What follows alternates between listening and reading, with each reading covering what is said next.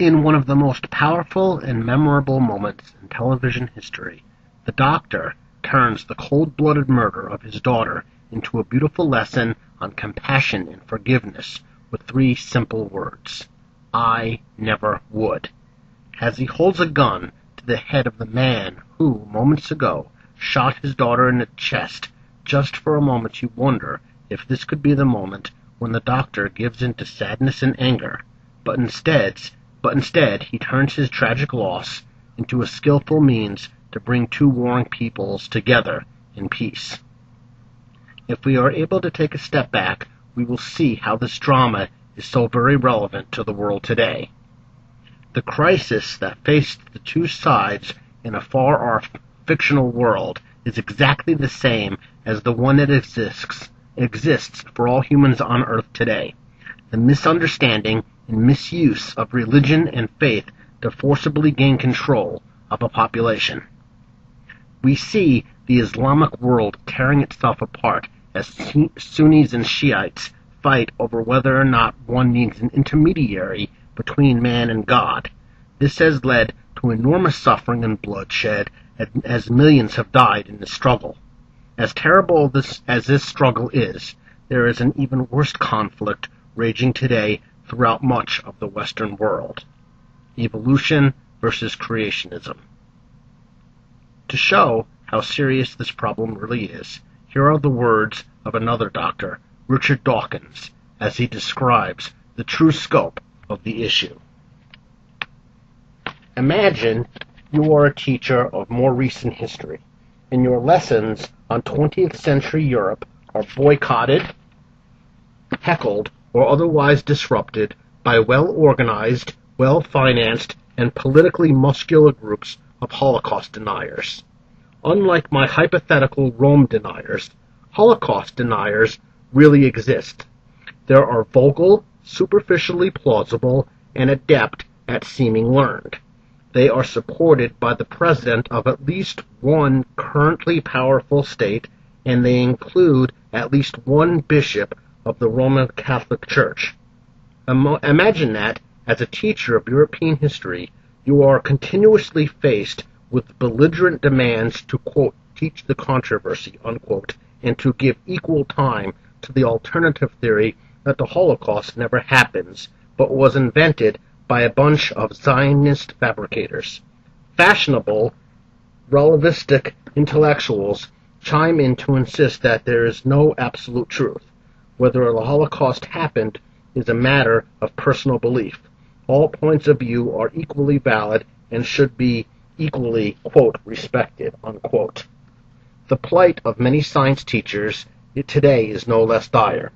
When they attempt to expound the central and guiding principle of biology, when they honestly place the living world in its historical context, which means evolution, when they explore and explain the very nature of life itself, they are harried and stymied, hassled and bullied, even threatened with the loss of their jobs.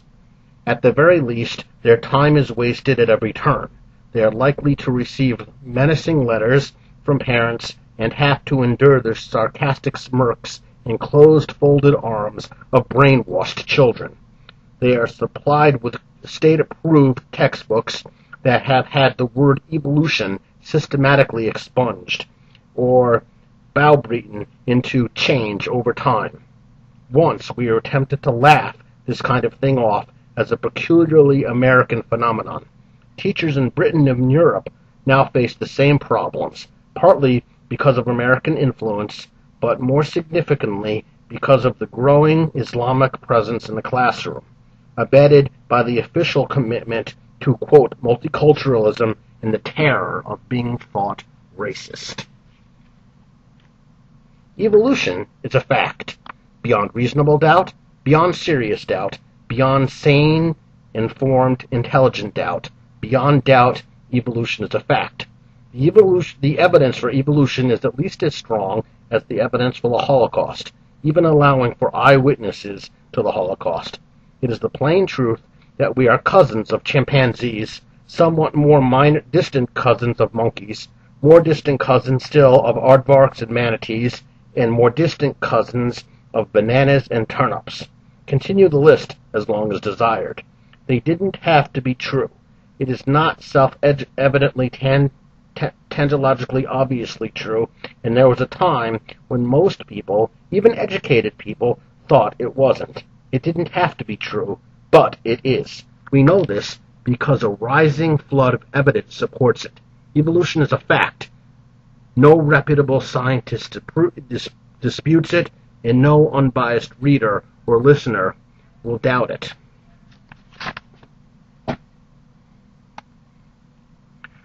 So now, let us return to our doctor from Gallifrey.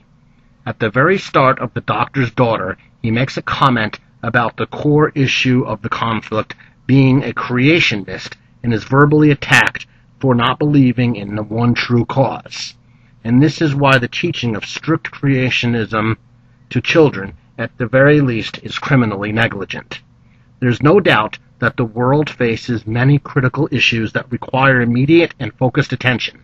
Sadly, much of people's attention is not focused on crises like pollution, the oil spill, famine, poverty, and all the other critical issues that we all face. Instead, people choose to spend their lives mired in anger and hate over same-sex relationships, or if the faith and practices of other people exactly match their own. Right-wing Jews insist that other groups of Jews are self-hating traitors who should be killed for not attending synagogue every week or eating non-kosher food. Many other examples are clear and can be seen in all of our lives.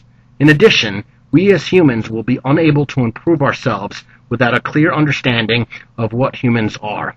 We are, in fact, a species of African ape that has evolved over millions of years of life on Earth. We carry both the positive and negative aspects of this evolutionary journey, and this is why we act in the way that we do today and has created both the good and the bad aspects of human culture. Yet all of this is ignored by a large percentage of the population that insists in the literal truth of the Bible. And this is how the Bible seems to portray human beings in its text. This disconnect between the words of the Bible and the true nature of the universe, and of humans in particular, has led directly to untold pain and suffering throughout time. Yet, there is great hope in the possibility for compassionate change if we in reality can mirror what is played out in fiction. We can use the wonderful teachings and moral values expressed in the Bible, Quran, and other teachings, while at the same time realizing that these teachings have, like ourselves, evolved over time and carry much of the same baggage that we as people do. After all, these teachings were written by humans for humans, so that each person thus in the end, the world might be a better place. And in time, all of the people on Earth might come together as one voice to be the planet that says, "I never would." As always, thank you for any comments, both negative or positive, for this video. Please feel free to leave them on the video comment section of this page or on my YouTube channel. Again, thank you for listening.